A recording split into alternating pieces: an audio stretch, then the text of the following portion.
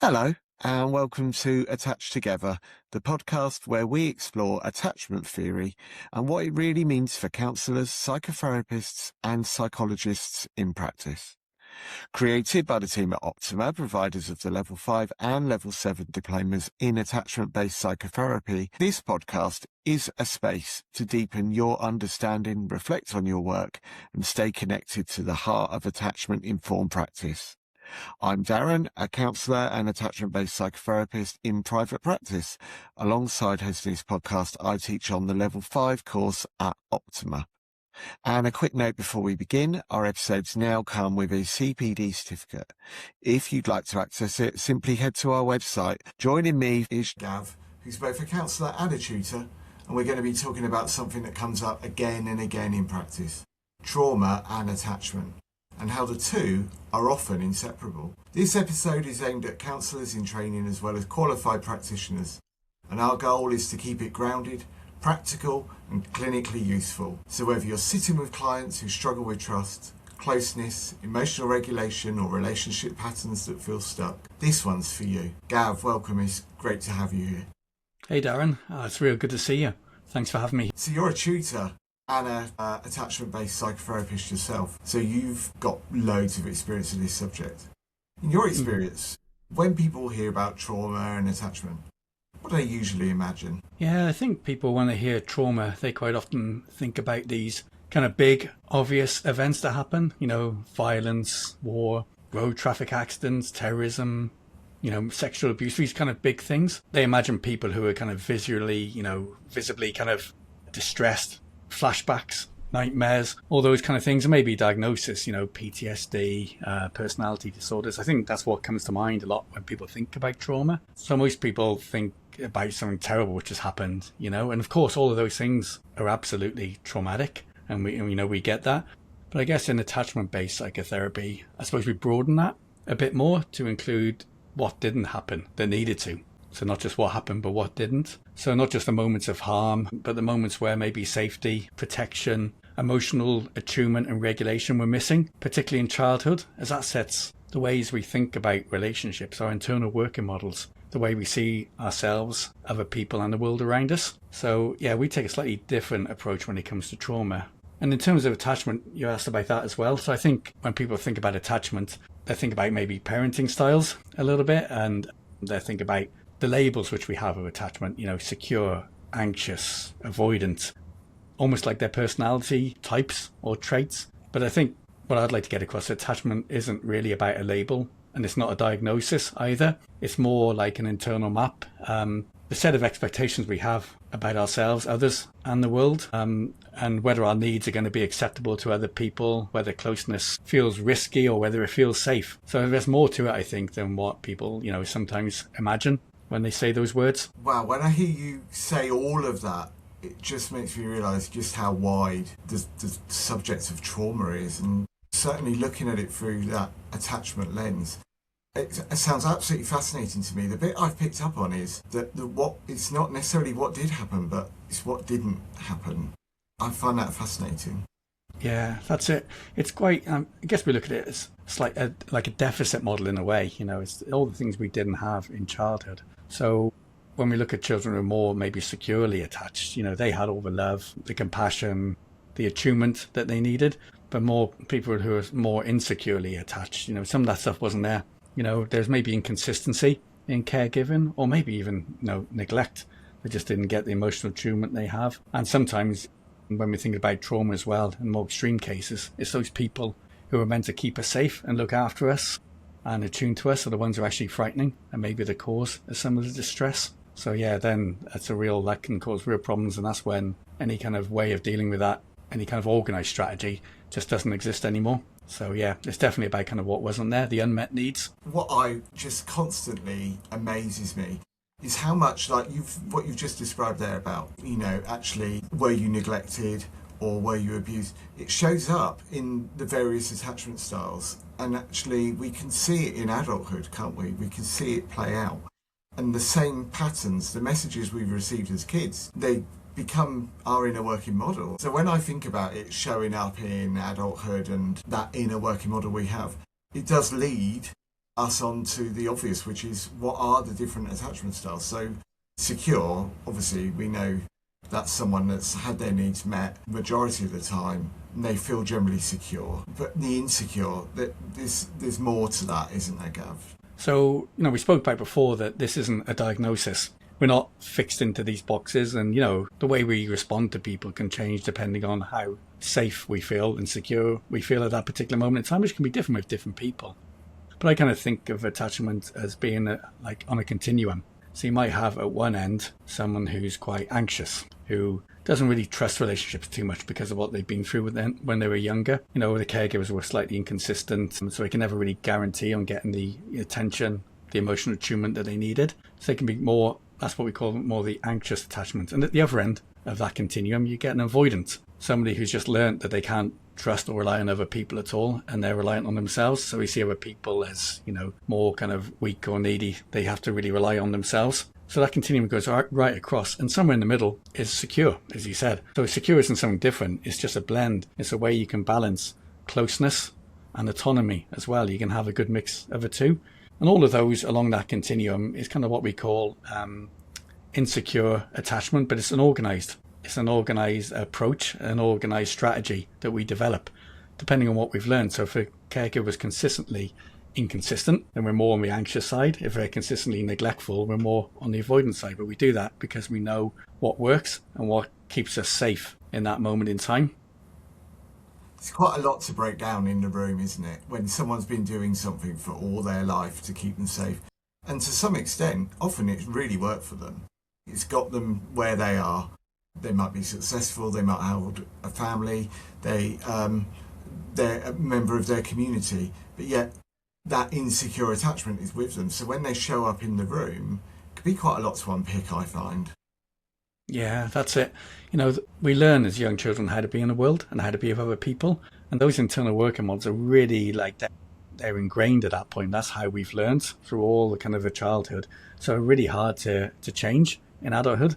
And a lot of the things that are more unconscious, the way we react to people, are just set down through those early experiences. But as we talked about, they can be like an organized way of dealing with people in dealing with strategies because of, the fears we have. But there's also something we call disorganized attachment style. And that kind of sits beneath that continuum, and it relates to kind of more traumatic events which have happened. And we think a classical example here is when the caregiver or the parent themselves was the source of safety because we go to them as as children, but they're also a source of fear. They're also the people who are doing, responsible for neglect or the abuse. So we have a complete conundrum within ourselves. You want to go towards them as children. We want to go towards the caregivers for safety, but at the same time, we're scared of them. So because of that, there's no way of organizing how do we cope with that? There's no organized strategy. It's almost like, imagine being outside your house and a big storm comes along. You think, right, I want to get back into a house where it's safe. And in an organised strategy, we'd go back in there, we'd close the doors, shut it down, and, we're okay. We're away from the storm. In disorganised strategy, that storm comes with you in the house. So all of a sudden, you're somewhere you should be safe, and you're just still in the storm as well, and you can't escape from it. Gav, your analogies are so visual. I absolutely love it. As you were talking about the storm, I was reflecting on when I've had clients in the room who've got disorganised traits. And I'll be honest with you, sometimes I feel like I'm in that storm and I really have to put 2 feet on the floor, ground myself in and remind myself I'm me, I'm okay, I'm there to help, but not getting dragged into that storm. I don't know, maybe I'm taking a metaphor a bit far, but for me, I find it can feel really destabilising in the room. I think a big part of working in attachment-based psychotherapy is the self-awareness, is understanding what's going on with ourselves. Because we're all human and we all have our own different attachment styles and the way we relate to other people. And that'll come into the therapy room as well. And there's a lot of kind of transference and countertransference which can happen. What you're picking up there is all that countertransference. You're feeling it yourself. Absolutely. And that's always a really good sign that you recognize that in yourself. Yeah. Definitely. So yeah, it happens for everyone. And I think, that's why personal therapy is so important, because we have to understand ourselves before we can start fully understanding other people. Yeah, and that notion of self-care, we talk about it all the time, don't we, as therapists? Sometimes we can be a bit hypocritical. Well, I can, if I speak for myself. I talk about self-care with others and I think, actually, do I really need to put my clients in back to back, or should I give myself a bit of a break to decompress between them? And maybe I don't take enough days off throughout the year. I don't know, it just takes me to that place of, you're talking about that self-awareness and how we meet our needs. Yeah, I'm just not sure. It's not always easy, is it?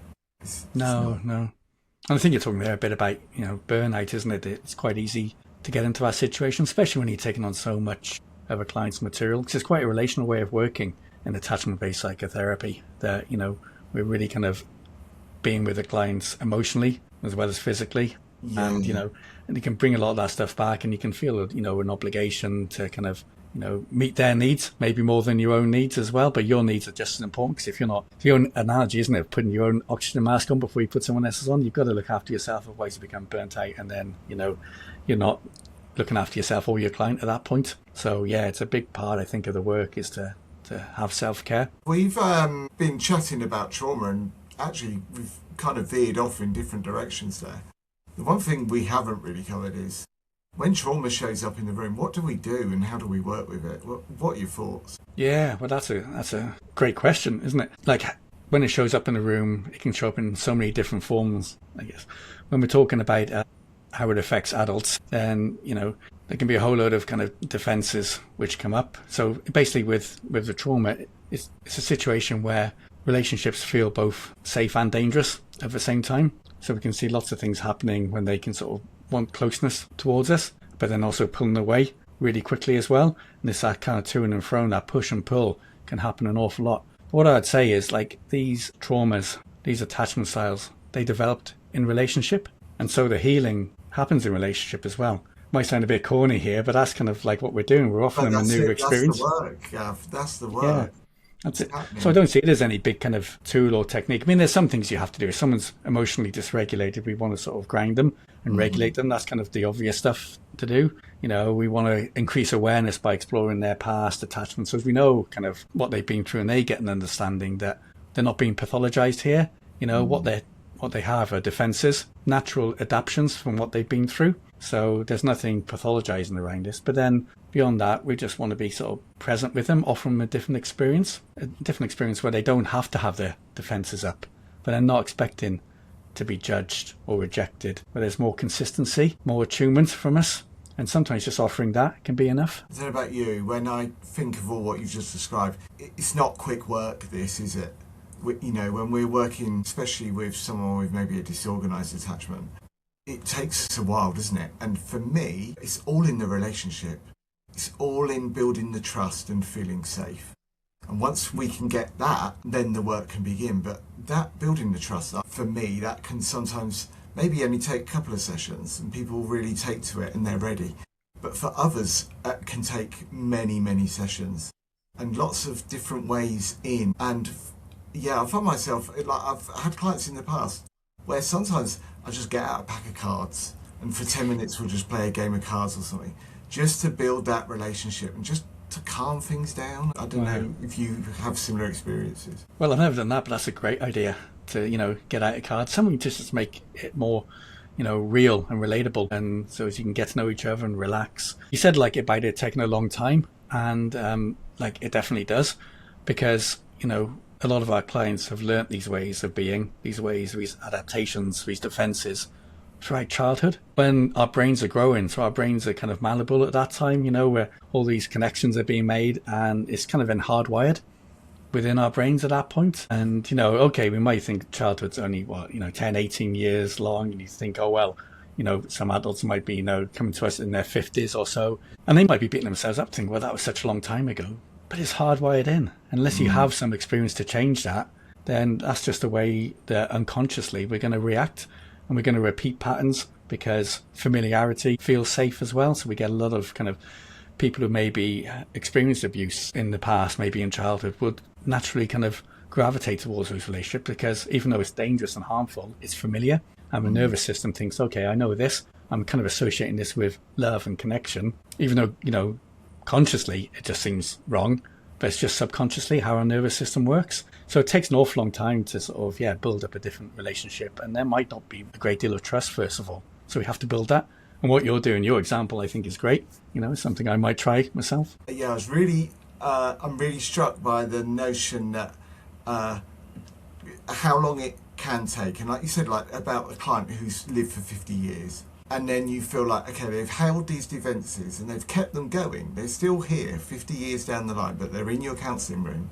And then they might have 30 sessions with you. And they might feel like that's a lot sometimes. And they might even comment on that. I've had this before. And my answer has been, you've spent 50 years building up these defences. And we've spent 30 hours just sitting and unpicking them. Isn't that incredible? Look how far you've come. And I think sometimes the use of review is really useful with someone with a disorganised attachment, because it just helps them organise the therapy in their own mind and understand the process they've been on. I think being really explicit is really important. Yeah, definitely. I think you need to sort of, because people might have different expectations of therapy, as you say, when they come into it.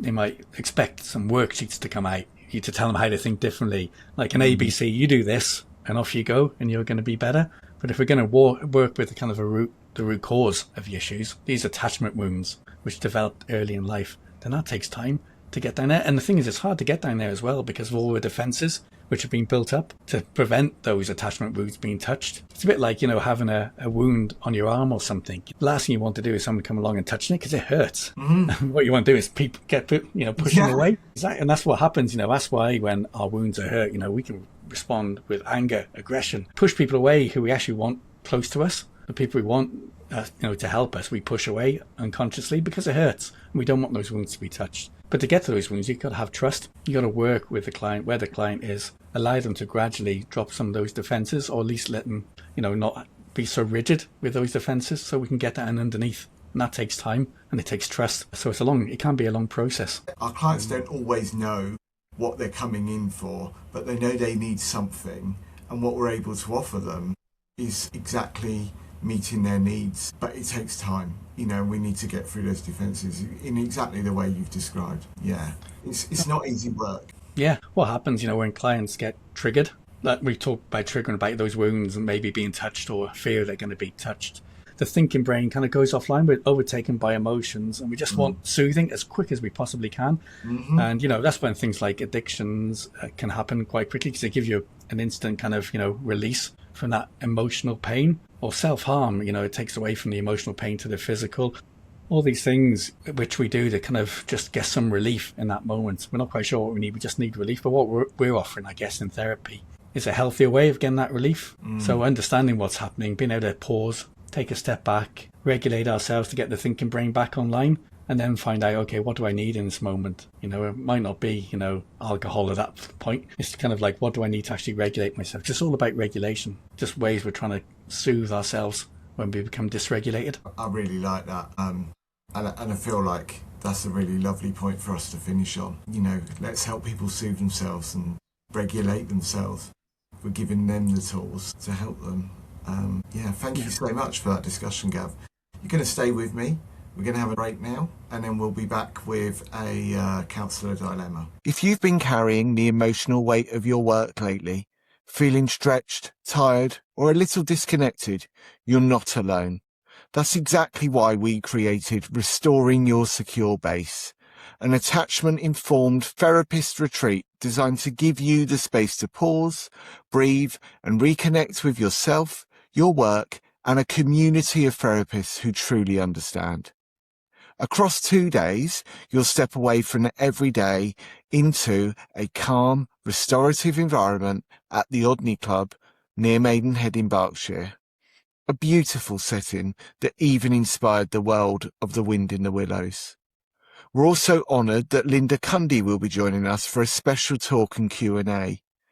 The retreat includes workshops, shared reflection, experiential learning, 8 hours of CPD, and restorative experiences and a gong bath. Most importantly, it's a chance to reconnect with yourself and with a community that understands the work you do.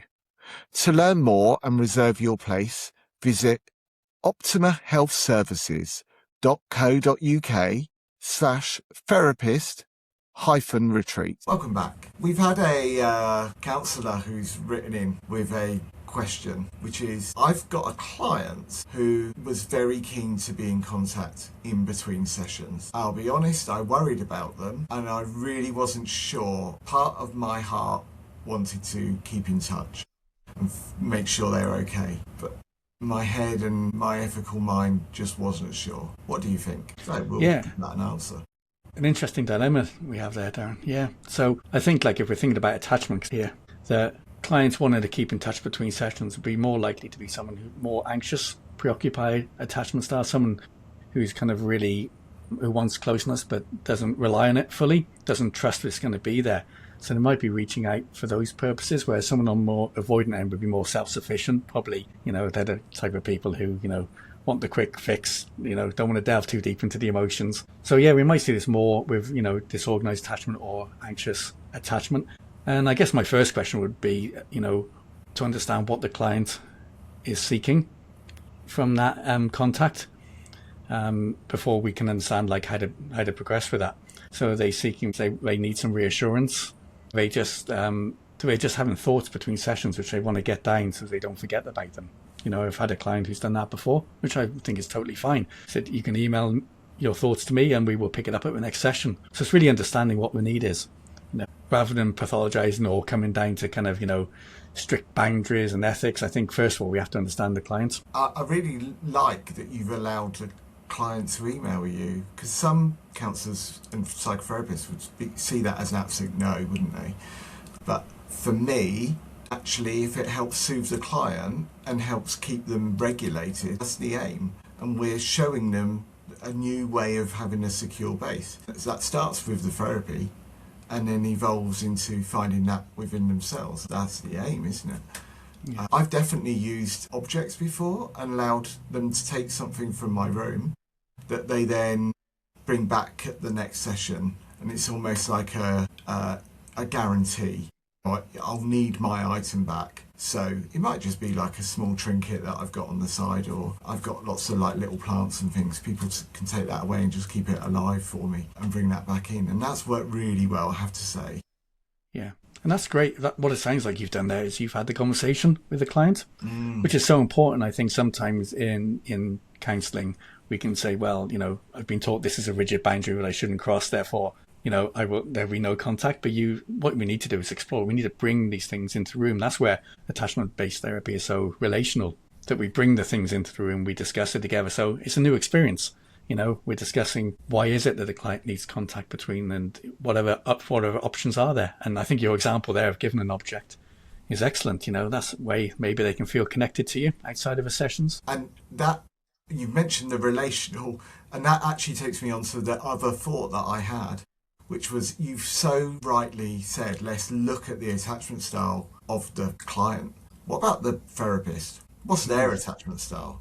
Because I wonder if someone with many avoidant traits as a counsellor is going to be more inclined to just shut off that request.